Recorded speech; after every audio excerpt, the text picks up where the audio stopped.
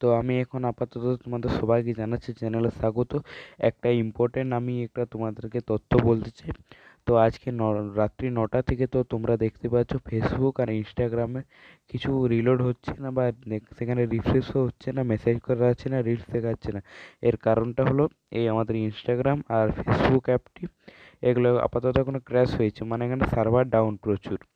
Officially জানানো হয়েছে টুইটারে যে আর কিছুক্ষণের মধ্যেই এটার সমাধান হবে আর তোমরা সব দেখতে পাবে। তো এই প্রবলেমটার জন্য তোমরা কেউ টেনশন নিও না, টেনশনের কোনো কারণ নেই। সবাইকার আইডি সুরক্ষিত থাকবে আর আইডিগুলোর কিছু হবে না। মানে এটা আপাতত মনে কোনো সার্ভারের প্রবলেম বা কিছু একটা প্রবলেম হয়েছে, যে অফিসিয়ালি জানানো হয়েছে আর কি।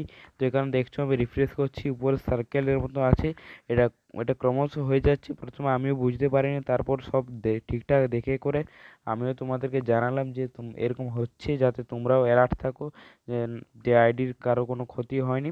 তো যদি ভিডিওটি ইনফরমেটিভ লেগে থাকে অবশ্যই ভিডিওটিকে লাইক করে দেবেন, চ্যানেলটিকে শেয়ার করে দেবেন, প্লিজ সাবস্ক্রাইব করে নিও সবাই।